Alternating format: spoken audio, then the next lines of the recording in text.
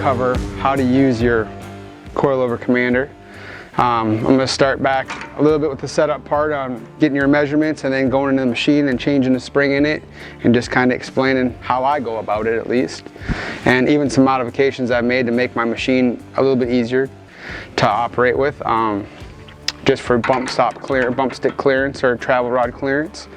So back to when my spring was in the car.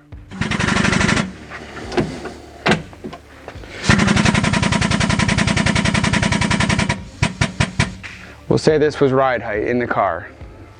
So in the car, I'll go and I'll hook onto the bottom of my travel rod ring or the bottom of my spring retainer or whatever I have and measure up to a groove in the shock, right? So in this instance, it's 14 3/16 up to this groove. That's my gold number or my reference number. Then I'll come over to the machine and compress it to that 14 3/16 and get my eye to eye, which is 18 5/8, and that gives me a load. Generally, I'll turn the spring a little bit and that load will balance out. So my load was 1140, 1139. So that gives me an eye to eye for whatever spring I want to put on the car and then an install load number. Now let's say I set up on a 125 and I decided that's not going to work. I want to put a 150 in the car.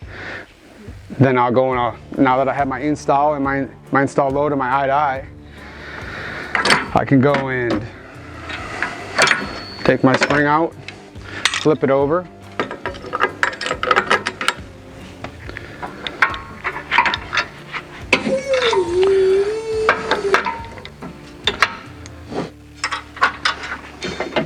pin it.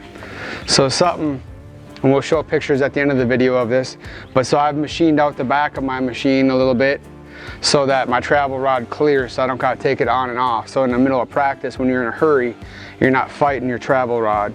It can be on the top or the bottom, but it clears. I tend to go and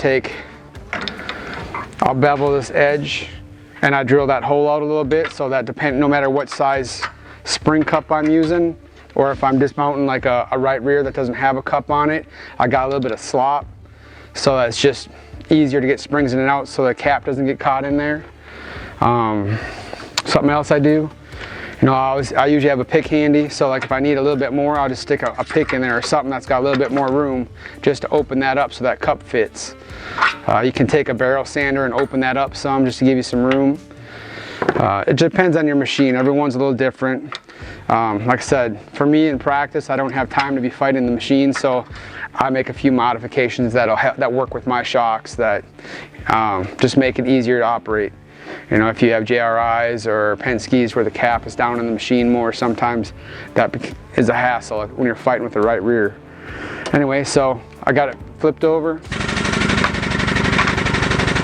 I always make sure you're pinned so that the thing doesn't fly apart and take your head off. One of the things that I think is most important when you're looking at your machines is picking a machine that has an unloader that has enough travel to mount tall stuff, right? So this is just a 16-inch 125, but you get into 18 and 20-inch springs, it starts getting tight. So this particular machine, has a lot more travel than most machines, right? So then and something else that's nice about it, right, is if you got taller stuff, you can start out here and swing the spring in, and you can fit taller stuff in it versus if you're just stuck with a machine where you can only go straight up and down and you can't finagle everything in there. This just makes it a lot easier. So the spring I'm going to switch to is a 150 from a 125 just for demonstration purpose. So it's a 16-inch 150. So the springs, or it's actually that one's a 14-inch 150. I mean.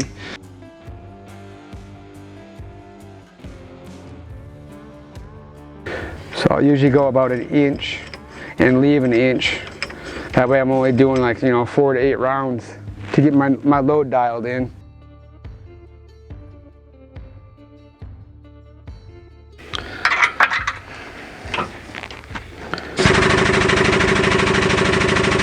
Something else that's handy to have, especially when you're dealing with left fronts.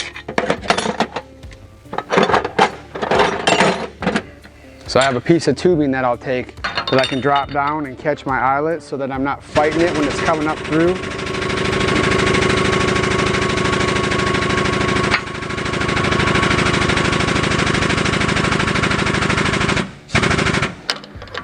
Right, and so all it is a piece of tubing that fits over my eyelet. I put a little handle on mine, but it can just be a long piece of tubing or a longer piece that you can hold on to.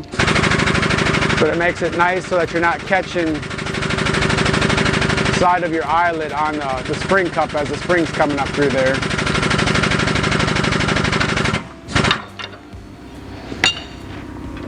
Take your travel rod. Remember to put it back on. And like you'll get a feel for it. Like I can already tell you that I got too much load in it. You'll get a feel from spring to spring like how much resistance it should have when you're trying to mount it up.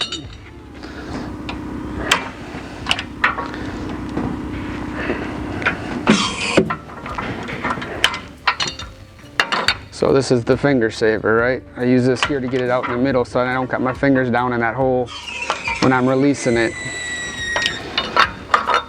So that's a perfect example of, all right, well I can feel that I've got way too much wound into it. I got to back that inch back out. Going up that much in rate, I probably could have just left it and been really close.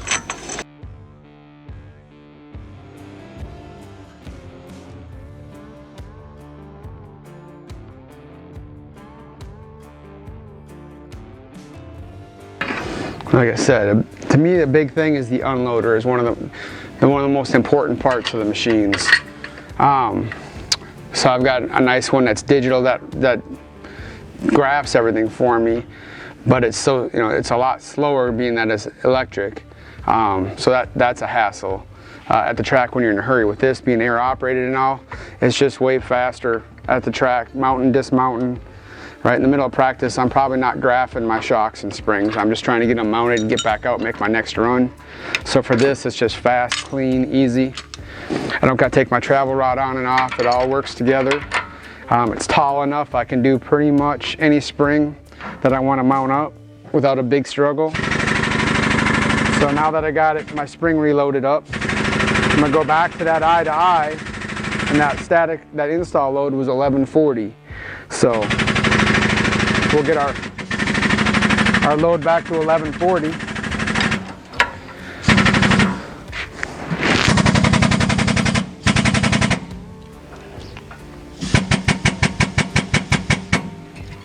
All right, so I'm a little light. I backed a little bit too much off of it. So something else I have made up that to me just makes it easy. A lot of people will just do this upside down and do it all at one time so that because this doesn't spin. I don't know, I don't do it that way.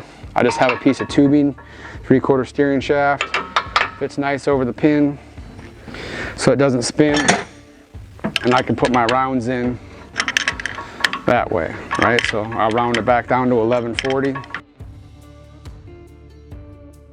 Usually when you're doing this, you stop a little, I'll stop a little bit short, release it, go back,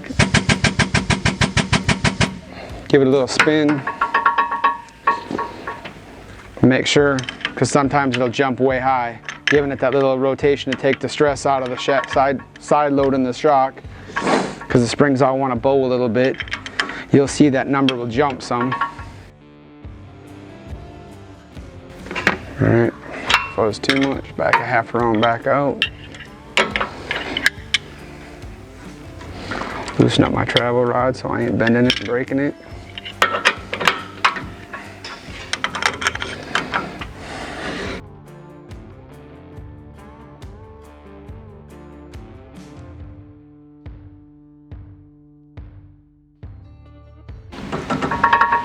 There we go, 1140, 1139. Got our load back, our height's right.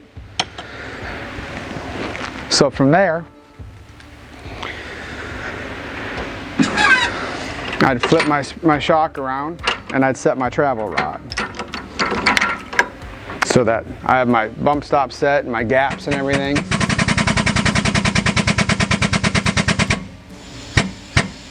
And I've gone through this in earlier videos, but just for the sake, since we're doing this, we'll go through it again. Right, so my eye to eye is set.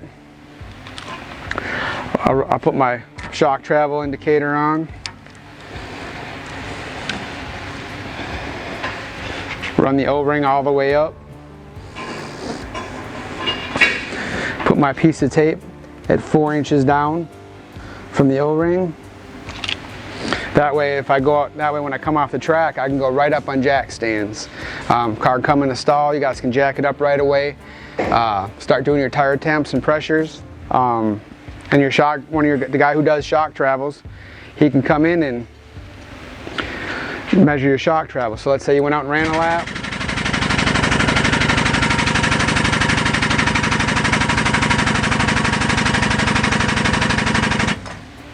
Come back in.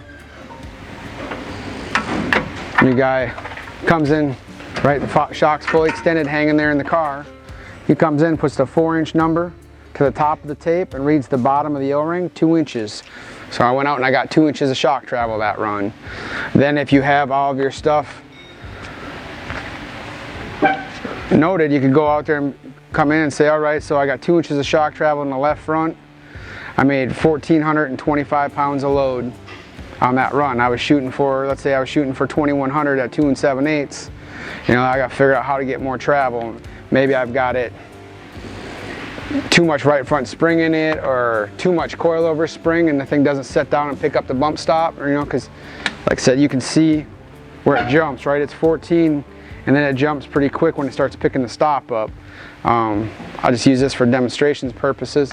You know, normally you wouldn't see it, miss it by that much. You might miss it by 1/4 inch or 3/8 of an inch.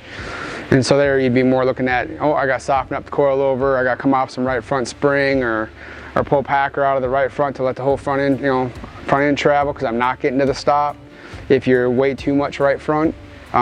Anyway, you start looking for issues if you thought there was a problem there. But this kind of shows you how the machine works, how to load a spring, how to change a spring, how to set your travel rod. You know, when I'm at my eye to eye, at that point, go back to that.